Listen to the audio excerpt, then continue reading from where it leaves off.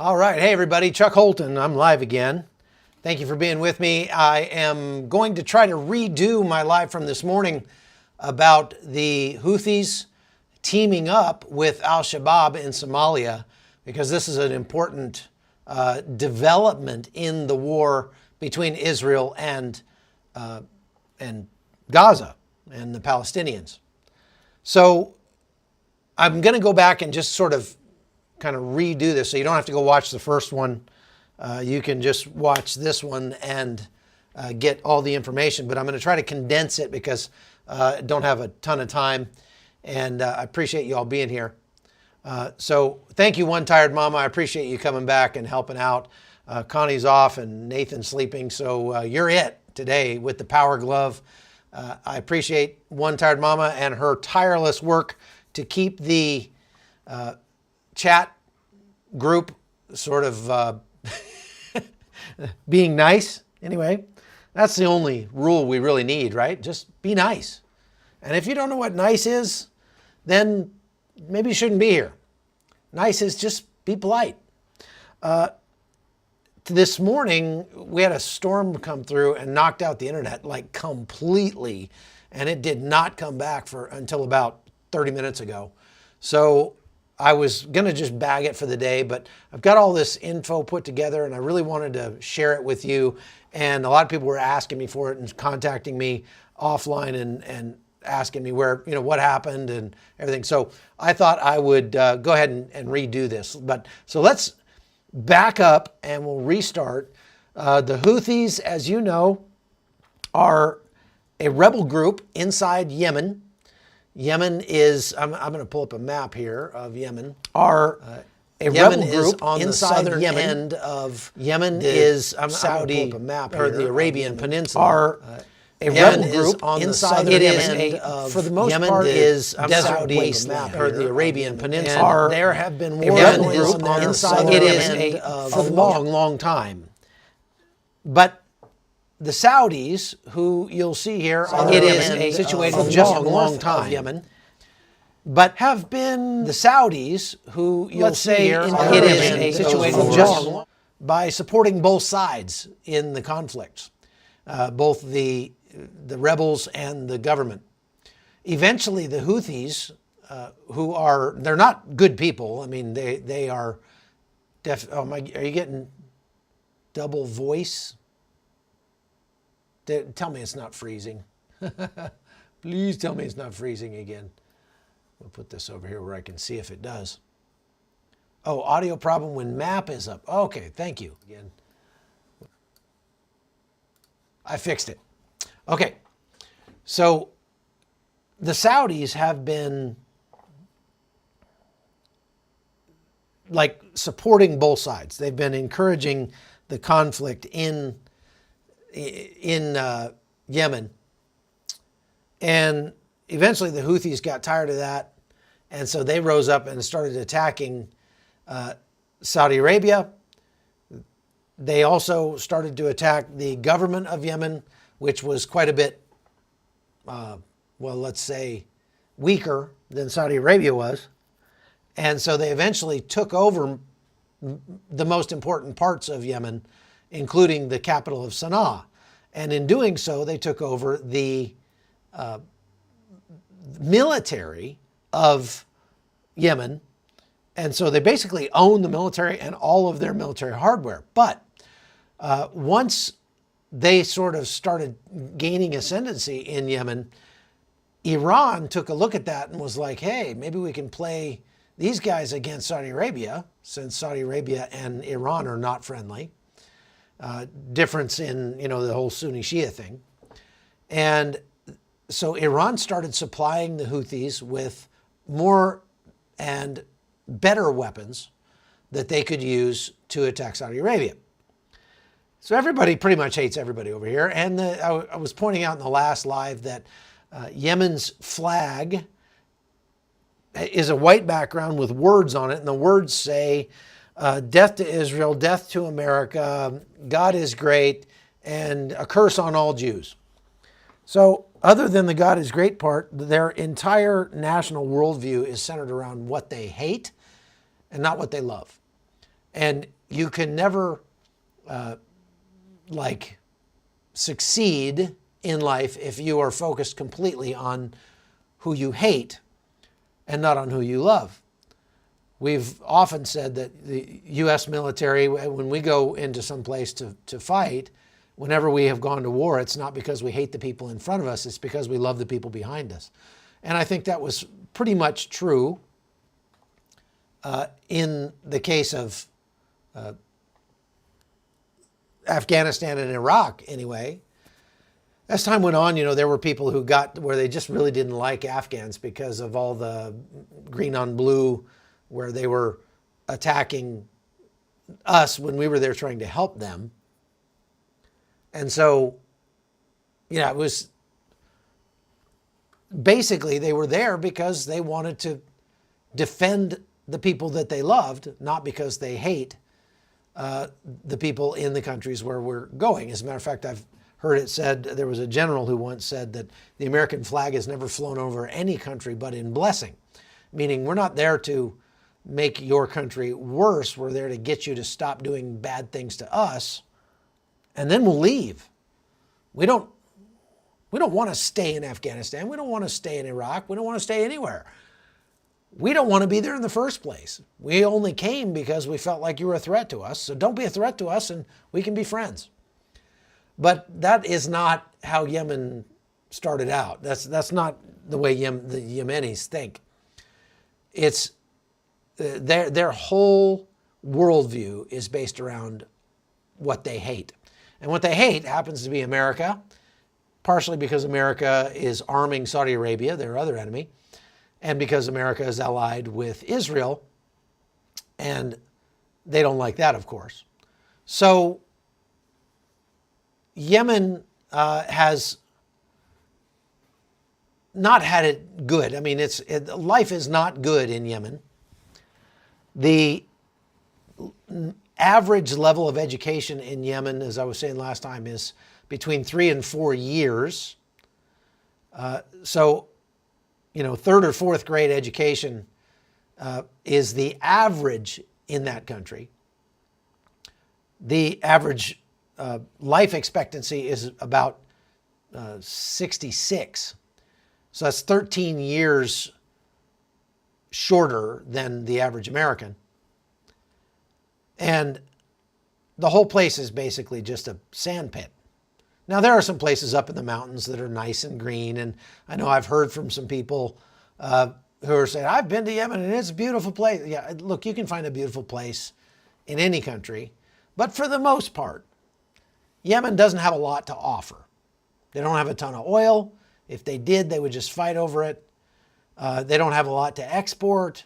So, the only thing they really have been exporting is violence. Now, when the war started on October 7th last year between Israel and Gaza, and the Palestinians, Yemen wanted to get involved.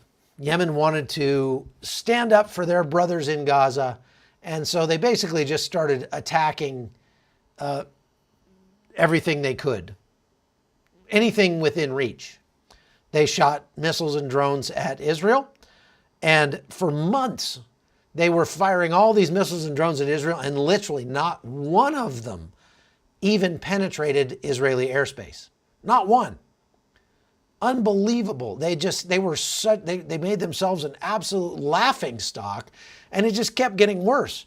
So eventually, they decided they were going to attack things that were closer to home, and that is the shipping that goes through the Gulf of Aden and the Red Sea. I'll go back to the map here. You can see here the Gulf of Aden down here and the Red Sea up this way. So they control these straits right here, the Bab al-Mandab Strait, and anybody that was wanting to get, commerce through the Red Sea up into the Suez Canal up here would have to go through that area. And so the Yemenis just started shooting at everything that went through there, all the shipping that went through. Now, at first they were saying they were just shooting at Israeli ships, and they got pretty creative about figuring out, deciding which ships were Israeli. They were getting help from the Iranians. The Iranians had ships out there disguised as fishing trawlers that were giving them targeting information about which ships they ought to shoot at. And then the Yemenis would shoot a missile at them. For the longest time, oh, hey, how's it going? Living sweetly, thank you for that. By the Houthis centering the defense of Palestinians in their actions, they have found a way to discredit their opponents. Unfortunately, this will make them even harder to dislodge from power and will likely consign ordinary Yemenis to further violence at their hands. Yeah, I'd agree with that. Thank you for that generous gift. So they were getting pretty creative about how to decide whether or not a ship was Israeli or not. You know, if an Israeli had ever ridden on that ship, then they'd call it an Israeli ship and they'd shoot at it. If part of the insurance company that insured the ship had a board member who was Jewish, that was good enough. They would shoot at it. And for the longest time, they weren't able to actually hit any of the ships. And when they did finally hit a couple, there weren't any injuries. They did, right at the beginning, actually capture a ship, and they still hold it even now. So 8 months later, they're still holding this poor commercial ship that had nothing to do with anything. And when they made it, when they captured the ship, they made a music video. I wish I could have found it and shown it to you, because it is the most ridiculous thing you've ever seen. This music video made by the Houthi military, and they're on the ship and they're dancing around and they're being all goofy, and it's just like, what am I even watching here? I mean, you lose brain cells even watching the thing. But they have gotten more effective as time has gone on. So just a couple days ago, they struck an oil tanker, and I have video of that. So we go here and we can see this explosion, this oil tanker in the Red Sea. And then they show you the slowed down version of it. They've blurred out, this is a uncrewed drone ship, a drone boat, a little boat. And it looks like they destroyed that ship, but they didn't. They didn't destroy it.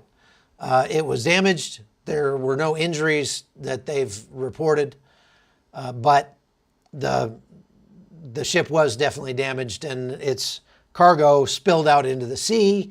Now there is a giant oil slick off the shore of Yemen, which will likely wash ashore in Yemen and will harm the wildlife and whatever beaches that they might have had, even though, like I say, they're not really on the top of anybody's spring break list. Let's put it that way.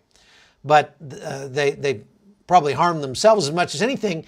And just to add insult to their own stupidity, they come to find out that this was actually I believe it was a Greek ship that was flagged in Panama that was on the way to China carrying Russian oil.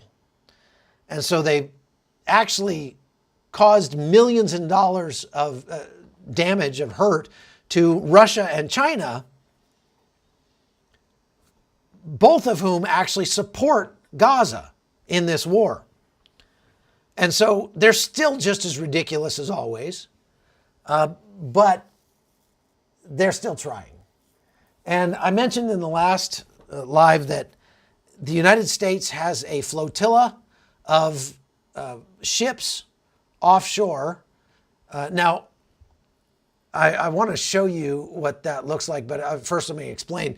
They've got a group of countries that have gotten together, including the UK and I think France and Spain and a bunch of countries that have come together to form a coalition and bring military ships into those areas to try to stop the Houthis whenever they try to blow up one of these ships. And they've been doing a pretty good job when they fire missiles and drones, because we have very good systems on our military shipping to shoot down those things. So they've been able to almost, I mean, for the most part, shoot down the majority of the missiles and drones that the Houthis have fired at shipping in the region. And they've even targeted those U.S. military destroyers multiple times and have yet to hit any of them, thank God. You might remember the USS Cole, what happened when we had one of our ships actually in port in Yemen. I think it was in Houthi port. And we got one of our ships blown up by one of those. This was a suicide speedboat packed with explosives. Back in, I forget what year that was, but 13, I believe 13 or 23 sailors died. Anyway,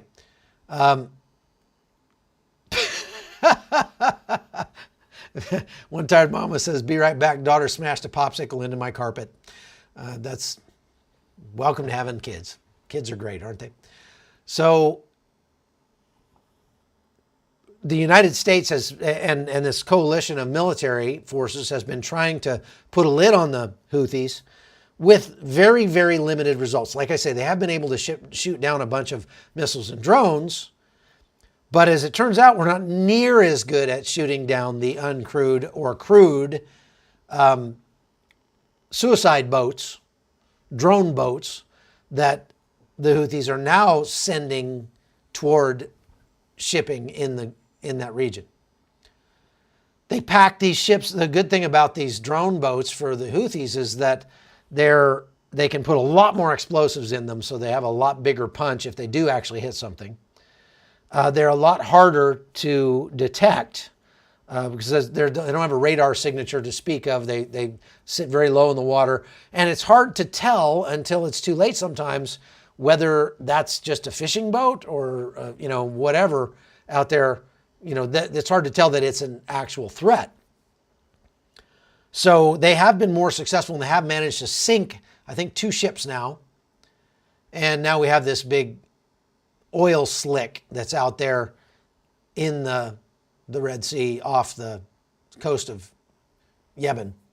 So the U.S. has been firing back at the Yemenis, at the Houthis. This is some video from one of our U.S., I guess, destroyers that's firing back, firing missiles at Yemen. The problem is there's just not a lot to damage in Yemen. It's, like I say, there's just not a ton there. Most of the stuff that Yemen is firing at, the shipping that's going on out there is not that easy for us to take out. They're easy to move. They can set them up quickly, fire them off, and forget them and melt back into the desert. A lot of them are being hidden underground in caves, and we have found some of the cave entrances and tried to collapse them with limited results. So far, this operation that the United States is leading in the Gulf of Aden and the Red Sea is not really having much effect on the Houthis. It's not stopping them from doing what they're doing, and that's a real problem. We're spending millions of dollars. We're putting our troops at risk. Our sailors are out there. They've been out there for months, and they're not having much of an effect on the Houthis. Now, it turns out that the Iranians are trying to open up another front by getting the Houthis to work with the Somali, it's al-Shabab, which is basically al-Qaeda in Somalia. Now, I've been to that region multiple times. I went to Djibouti and went from there out to a ship when the piracy was such a big issue off the coast of Somalia. The United States put together a counter-pirate task force, I think it was called Task Force 151, that was sailing around in that same area. And they were basically taking out the pirates before the pirates could take over ships.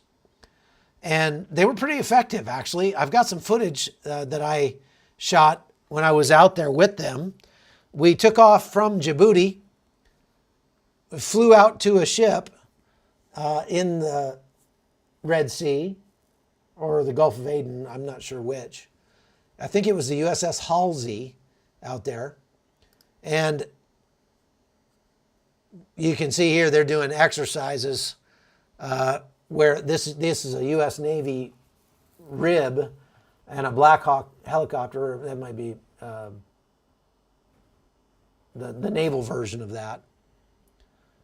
And we went out and got on the ship, went out, saw them doing their training, went patrolling with them out in the ocean. And as I say, it was very successful. They managed to dramatically reduce the amount of piracy in the region. They made a habit of they'd see a pirate boat coming out. These were open boats made of wood, long, basically like what in Panama here we would call a lancha. Just got a outboard motor on the back or a couple of outboard motors. And they'd come out and try to board commercial ships out there and take them hostage. And then they would take them down into the, let me see here, I'm gonna pull the map back up. They would take them down here to I'm trying to see if I can find it. This is Somalia here, the coast of Somalia. And we went to Bosaso, and then we flew over to a little place over here someplace. Oh, I don't remember where it is. But it's just a little kind of harbor, natural harbor off the coast of Somalia. You can see this is not a garden spot either out here. And I'm just trying to remember where that was. It was around Bosaso. But so anyway, we drove around there. We spent a couple days there. We had to get some drunk Russian pilots to fly us around in Somalia because not real safe to do so.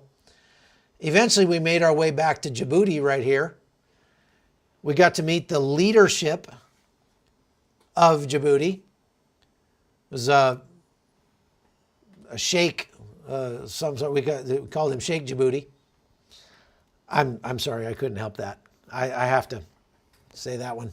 Yeah, we met Sheikh Djibouti and had a couple of nice meals and everything. And then the military, the U.S. military has bases there, has an air base there co-located with the international airport in Djibouti. And, you know, there were Predator drones, Reaper drones, taxiing, taking off in full view of the main terminal at the international airport in Djibouti. And we're over there taking pictures of these things. And then we get over on the military side and I go to take a picture of one of the drones, you know, sitting there on the tarmac. And they're like, no, you can't take pictures of that. These are secret. I was like, dude, everybody on the other side of the airfield is filming out the windows of the international airport, getting the same shots I am. Like, what are you talking about? This is a secret. It's not a secret. So that was kind of ridiculous. But our time in Somalia taught me a lot about just how bad it is that Iran is trying to make a new front in this war by starting to support the ISIS affiliate, al-Shabab, in Somalia. Now, I've also got some footage from my last trip to Somalia, just so you can see what that looks like. It's a failed state. They do have a government, so to speak, but it's not much of one, and they're very, very weak. So the African Union, these guys are our security team. We had to hire 2 different tribes of security guys to take us around Mogadishu and the reason we had to hire 2 different tribes is because if you only hire one tribe, they will protect you until it's time for you to leave, and then they will kidnap you and hold you for ransom to get more money out of you. So we had to hire 2 separate tribes to watch us and each other to keep them from trying to kidnap us. Kidnapping is about the only growth industry in Somalia. Somalia has a lower standard of living, a lower average lifespan, lower education level on average than even Yemen does. You can see how many of the people live here. These are internally displaced people from all the fighting. This is leftover destruction from the Black Hawk Down incident. And this is the international airport at Mogadishu. This is where we stayed. The international airport in Mogadishu was secured by a company called SKA, and the guy that ran it, a friend of ours, was nice enough to let us stay there. He took this job because nobody else wanted it. And basically the African Union, the United States and other countries wanted to pacify Somalia and make it not a hotbed for terrorists. And to do that, we had to get some troops in there to fight and defeat the al-Shabab, ISIS affiliate that kind of controlled the country. The problem is the United States was not going to put troops on the ground there after what happened in Black Hawk Down. No way. Weren't going to do it. So we just spent the money and paid the African Union to send troops from like Ghana and places like that in there to do our dirty work for us. But they needed support at the airport. They needed, fuel, and they needed aircraft, and they needed a safe place to stay and things like that. And so they put out a contract, and SKA picked up the contract. They're good at doing difficult things in difficult places with difficult people. SKA hired a bunch of, it was like a private military company, hired a bunch of mercenaries, sent them in there, killed everything and everybody around the airport probably. I mean, they went in there and fought to take the airport back from the bad guys, constructed like 20-foot tall concrete barricades all the way around the airport. This is the same airport where the Black Hawk Down incident took place. And then once they had secured the airport, then the African Union troops could come in and have a beachhead to start from to push out into Mogadishu and start killing the bad guys and try to pacify the city so that the government could get on its feet. The problem is this didn't go. Thank you, Bertha. The problem was they didn't have any fuel. They had to have aircraft aviation fuel in order to refuel the airplanes that came and went. And nobody, and I mean nobody, wanted to bring fuel into that airport. So our friends at SKA decided to take a huge risk, could not beg, borrow, steal, hire, anything, a ship, a fuel tanker to come into Somalia and bring fuel into that port because, like I say, piracy and kidnapping are the only things that they know there, okay? So I'm going to go back to my map here. This is looking at Mogadishu, and I can show you the airfield right here. This is the airstrip. It goes right along the beach, and he had to build a wall all the way around this thing. Now, down at the end of the runway, I don't know how old this footage is. It's fairly new. There used to be a giant Russian cargo jet crashed right here on the end of the runway. And it's gone now, so they must have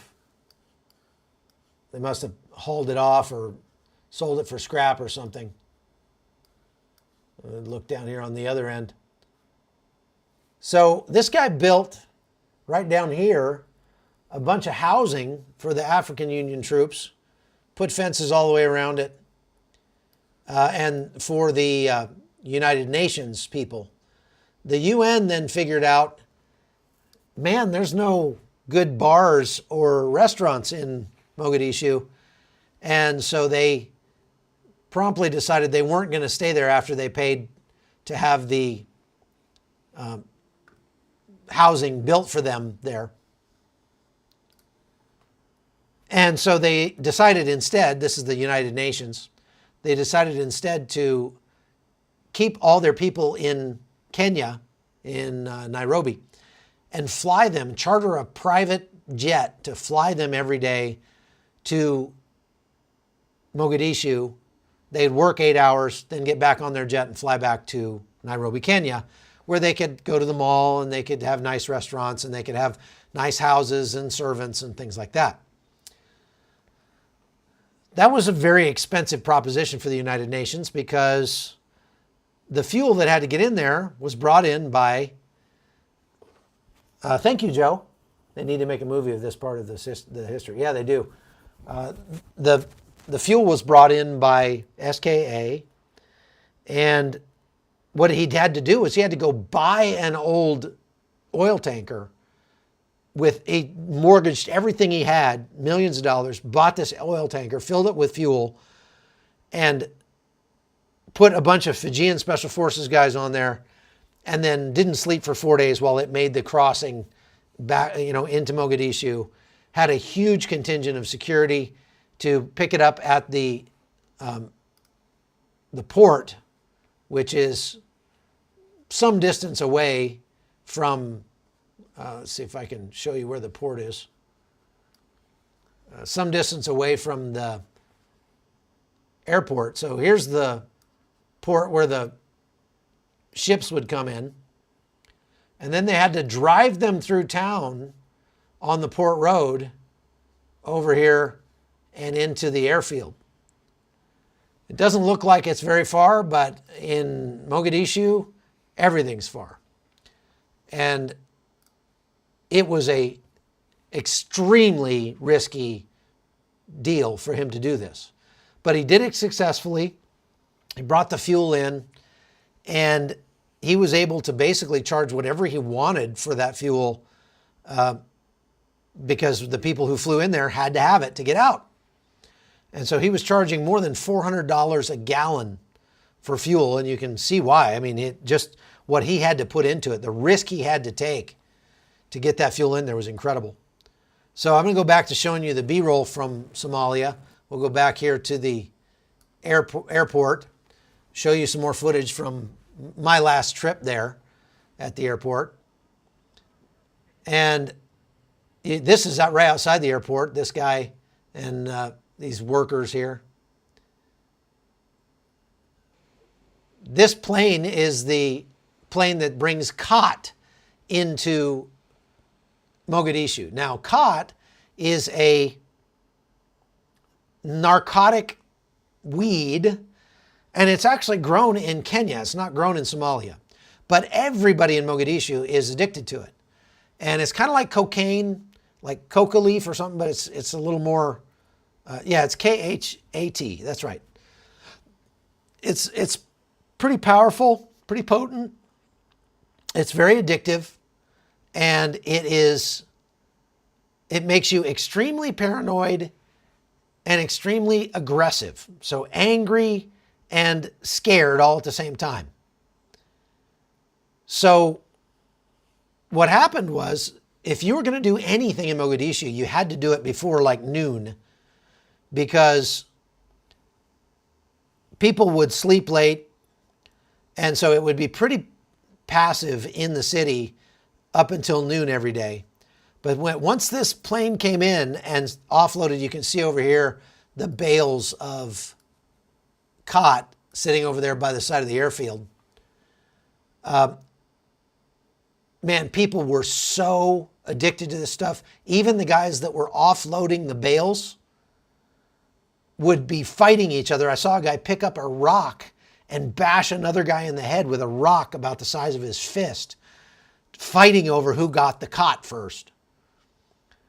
And then they put it on trucks, they take it out in the city, everybody starts chewing it, and they all get high, and by 2 p.m., everybody in the city is off their rocker with cot, and they're not fun to be around.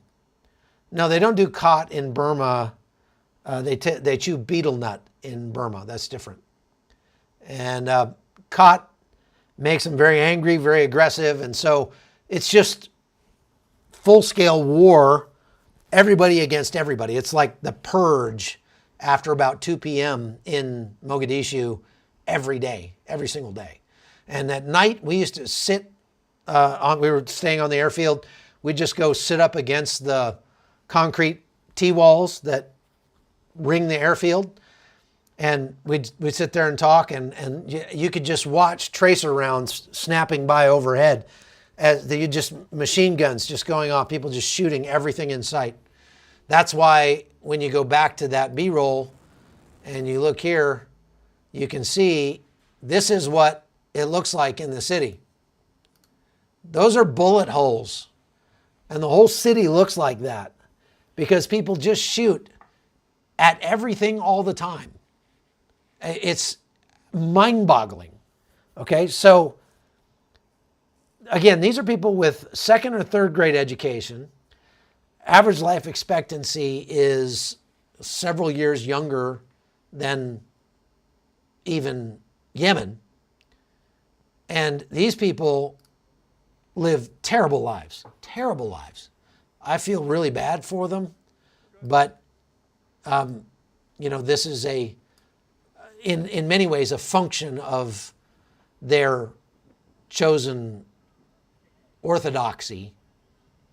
I won't say it's their religion per se. It's the form of religion that they adhere to, which is actually quite different than the form of Islam that the Houthis adhere to. KSM says poor government. No, how about no government? This is the African Union. There's the COT plane taking off, going back to Kenya. And yeah, there was a government of sorts in Somalia when we were there, but it was, they didn't have any power outside the airport. Let's put it that way. Lance Lombrock says, so you have watched The Purge? No, I have not watched The Purge, but I know what they're about. I don't typically watch movies like that. Horror flicks are not my thing. But yeah, you should pray for the people in Somalia. They need Jesus bad. They need a whole lot, and Jesus is foremost among those. So do the Houthis.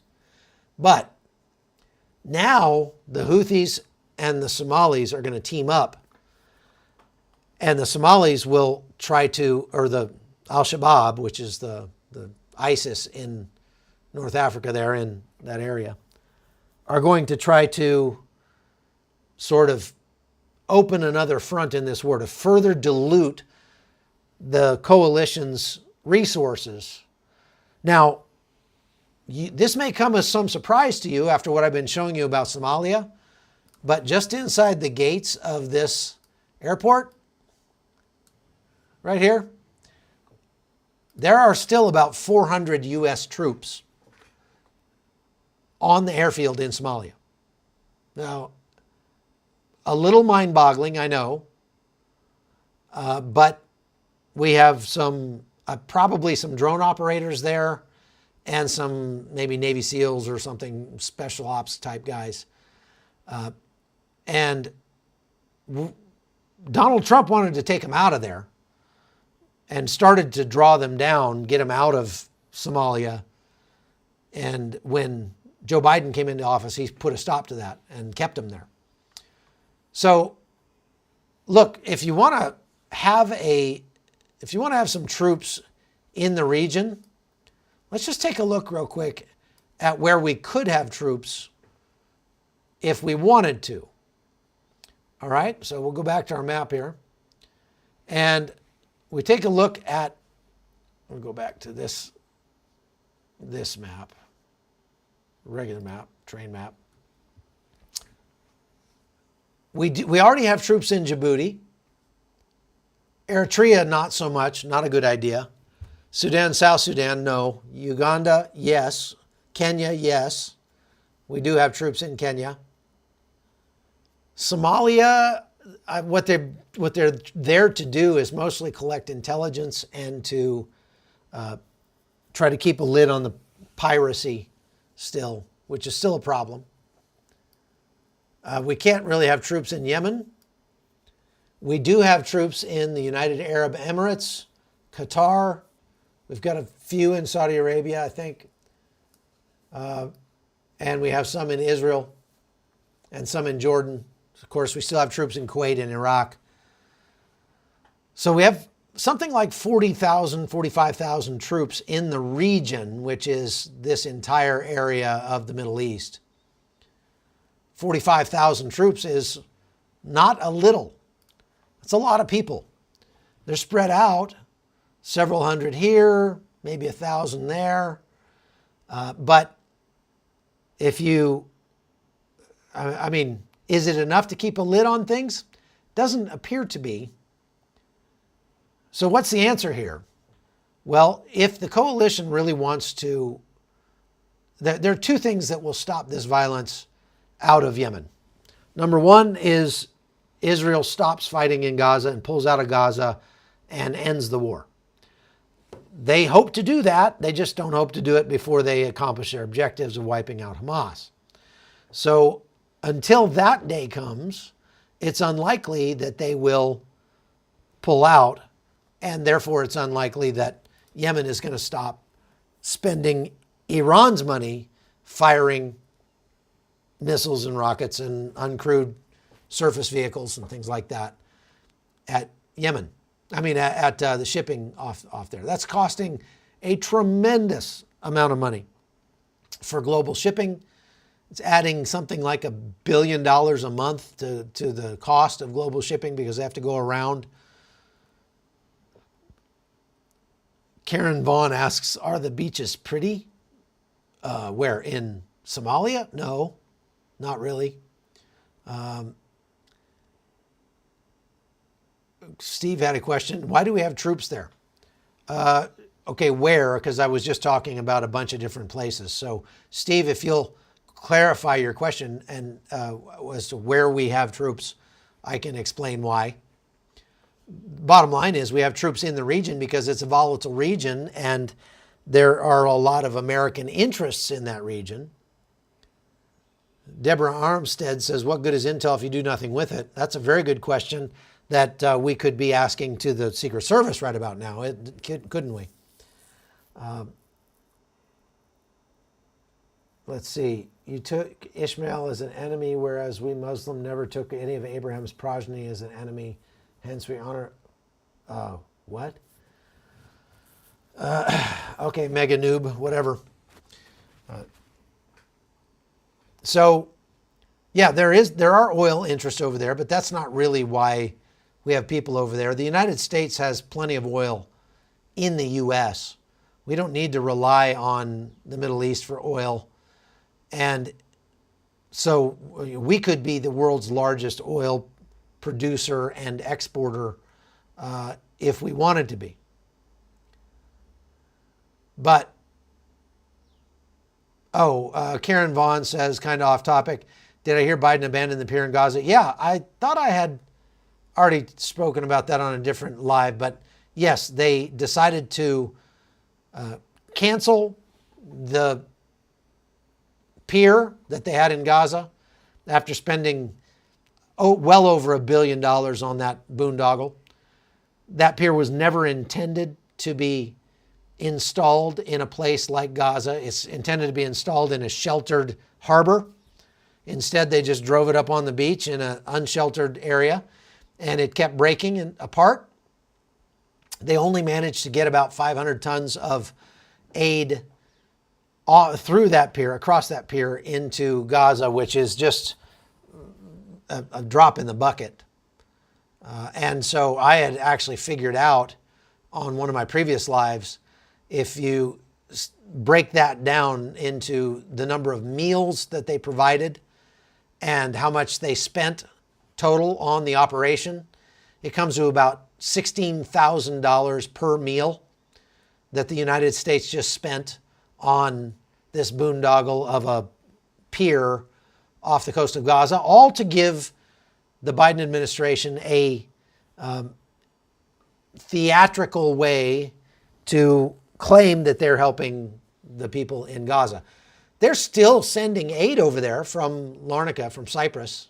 I went to Cyprus a few weeks ago, and I saw the aid ships, the United States aid ships over there offloading. And now all they're doing is they're just taking it to the port in Ashdod, just north. Ashdod is like 5 miles north of the northern border of Gaza. And there's Ashkelon is 5 miles. Ashdod is about 10 miles north.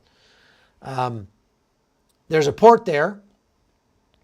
They're taking the aid from Larnaca into the port, and they're putting it on trucks, and they're driving it into Gaza through the northern gates that Israel opened up for them to do.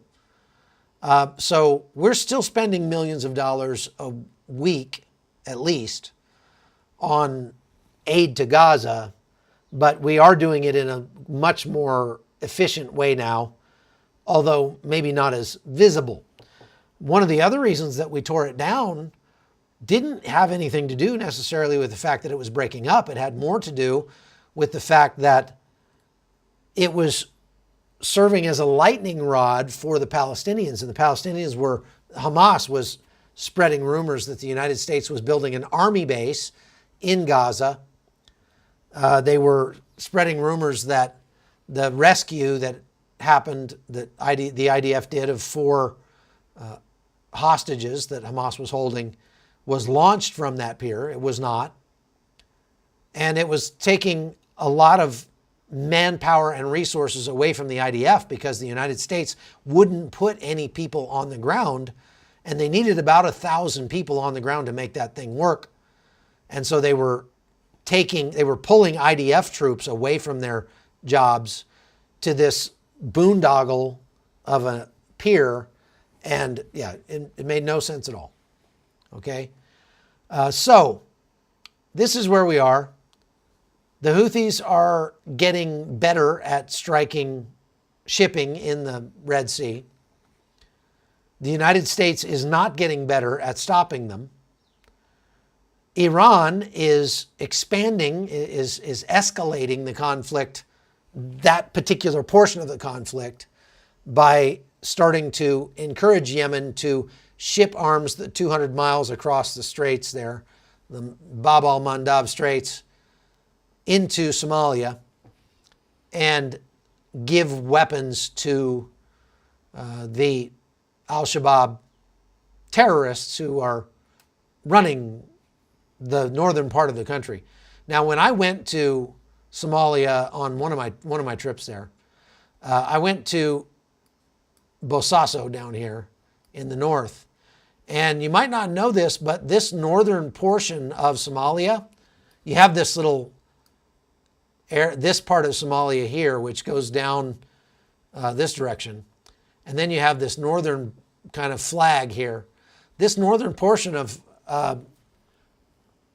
Somalia is called Puntland, or Somaliland. And they were trying to break away and become their own country.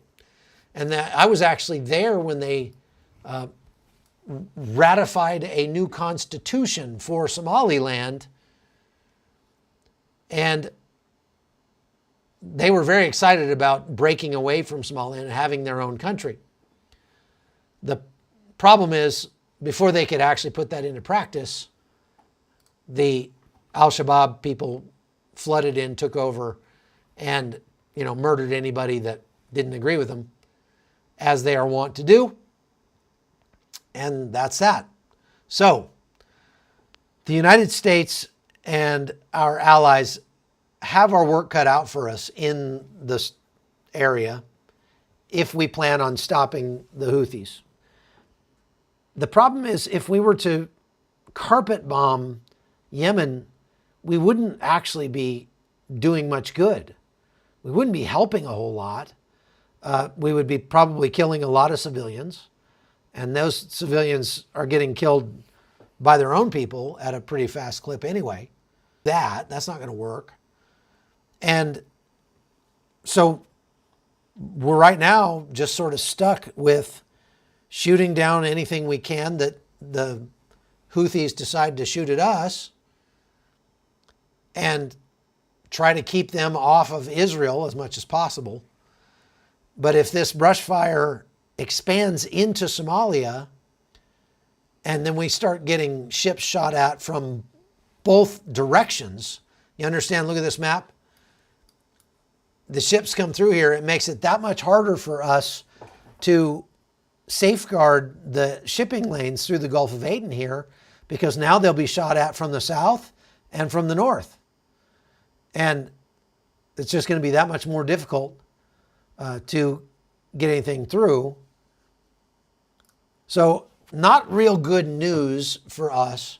And this would, if they manage to do this, it would definitely represent a escalation in the war. One small step at a time toward World War III. And you've heard me say, I think we're already in World War III. I just think it's going to look different than World War II.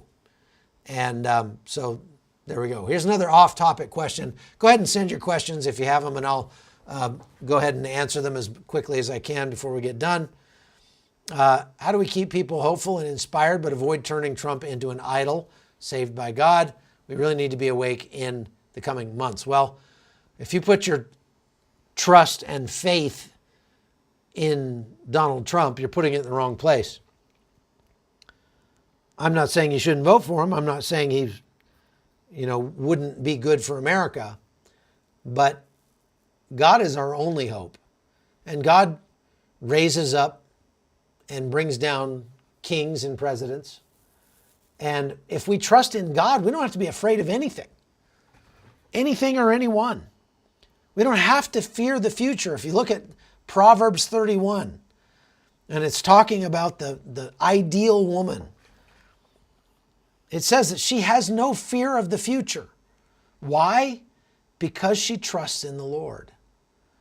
And if we trust that God is powerful enough to accomplish His will in this world, even if everybody decides to do their own thing and go against His word, He's that powerful. He can still get the job done, even if everybody on earth is working against Him. And all of us were His enemy until some of us were called by the Holy Spirit and realized our sinfulness, realized that we were His enemy, and decided to submit ourselves to Him and His will and try to work on His side. So it's not about God being on our side, it's about us being on God's side.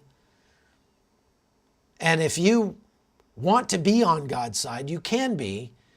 Just ask Him. I don't know why people think it's so hard. It's not hard to talk to God. You just talk to Him. He's all around you. He can hear you. And He loves you. And so you can talk to God just like you would talk to your best friend. I do, regularly. And some people think that feels weird. Well, so be it. Even if it feels weird, you can still give it a try. And I would guarantee you that if you honestly reach out to God, you'll find Him. He's there. The Bible says in the book of Acts that we were all born in the exact time and place where we are most likely to find Him, even though He's not far from any of us. So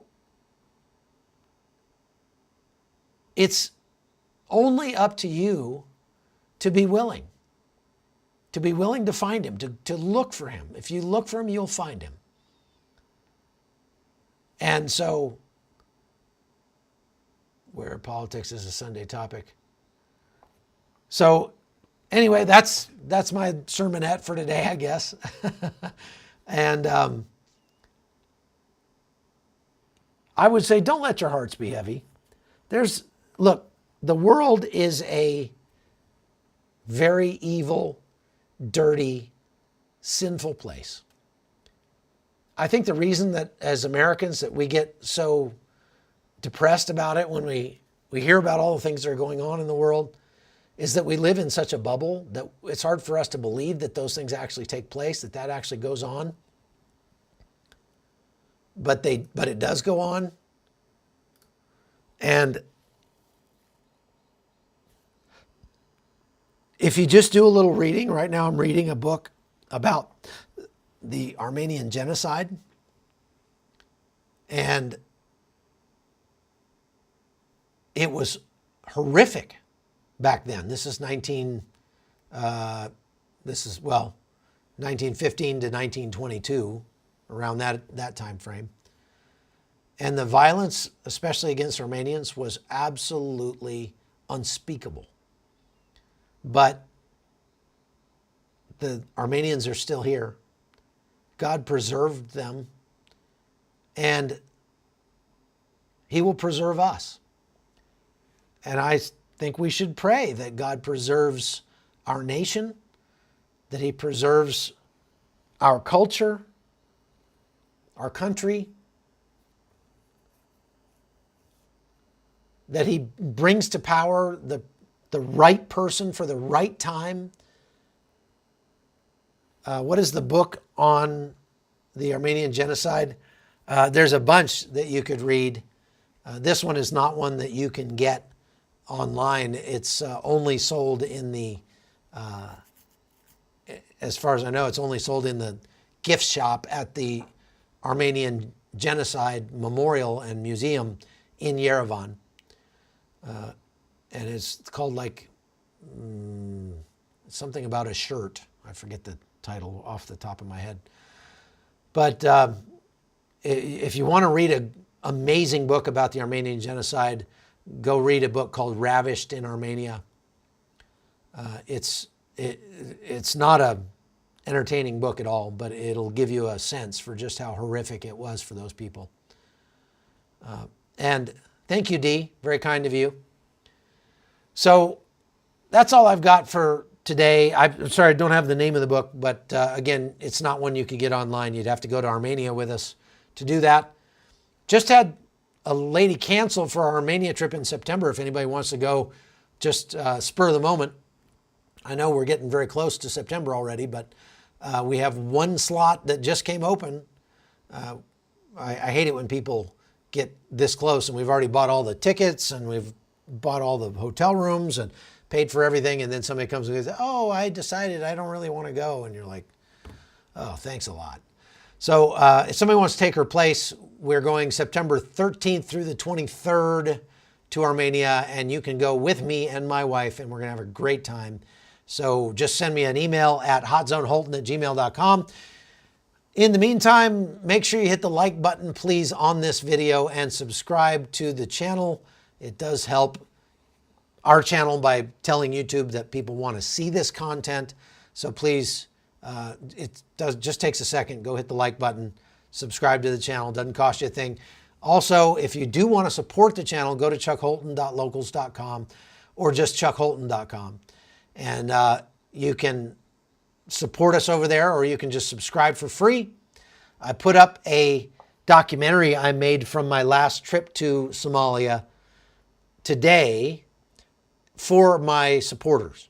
So for my subscribers and supporters over there only, you can go watch that documentary we made about the anniversary of the Black Hawk Down incident. We took some of the veterans of Black Hawk Down back to Mogadishu for the first time and drove back to the places where the mission took place, where their buddies were killed.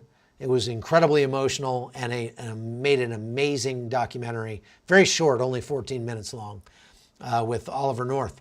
So you can go check that out on chuckholton.locals.com, and I encourage you to do so. All right, thank you so much for joining me. Sorry for the technical difficulties earlier today. But please like and share this video, not the other one, because I'm probably going to just take the other one down. And I hope you have a good night. God bless you. We'll see you again next time. Take care.